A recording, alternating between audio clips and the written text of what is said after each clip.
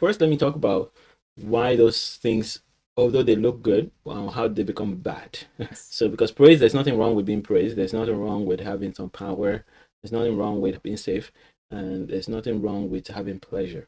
Those are the four things. But the reason why they become negative is when we don't have access to real love, we pursue these things. We try to get them. We try to buy them. And the moment you start buying them, they become corrupted. So that's exactly how it works. The way God has designed love to come, it's by it being freely given. And so when it's not freely given, it is corrupted. It's something else. And the way we get real love is by sowing it. So we give it. When we give it, when we sow it, it comes back to us. And so but because we don't know how to do that. We've not learned it. Our parents didn't teach us, and their parents didn't teach them, and their parents didn't teach them. So we figure out that praise, oh wow, praise makes me feel good. So I'm gonna go after it. So the more we go, so once we start going for praise instead of going for love, it becomes a problem. Or we go for power. Other people go for power, and the biggest way to get power these days is money. So so once you go for money, it gives you almost all of them at once.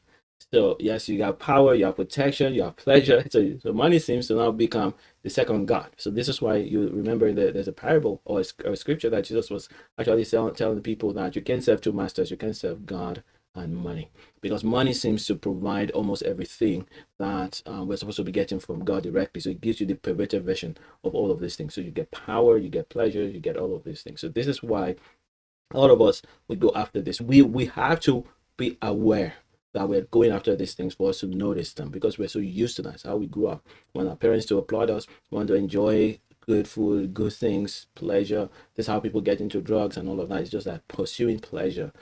Because all of these feelings, somehow inside us, we are programmed to know that this is what you get from love. When true love, real love is operational, the feelings are you're good. The pleasure you get from loving properly is fantastic. The power that's available when you really love well and you're filled with God's love is also amazing.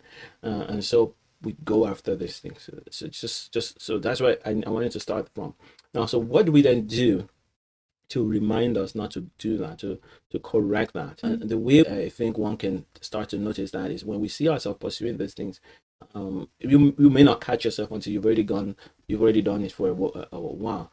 And I think the way you would notice is when people don't praise you, or when you don't have the money that you're pursuing, or when you still don't feel safe. So at that point is when we can correct it, because now you'll feel somehow, you feel bad, you feel negative. Right. Yeah, so that negative is the alarm that tells you, oh, I was pursuing the wrong thing. I need to reverse that.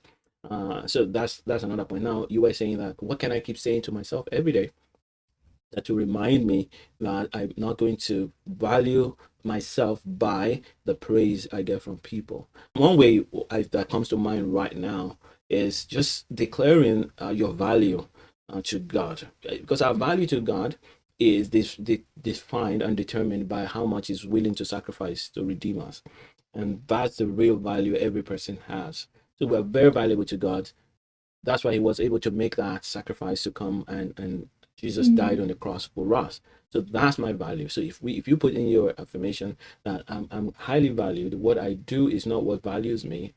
Even if I make mistakes, I'm still valuable to God. We can begin that process. But you can also write it down that I do not seek praise for the purpose of it. And when people appreciate me, it is because of God's glory on my life. So you can even start from writing it in the way it is. I'm not pursuing praise. It's not praise that I'm looking for, but I'm rather looking for fulfilling God's purpose.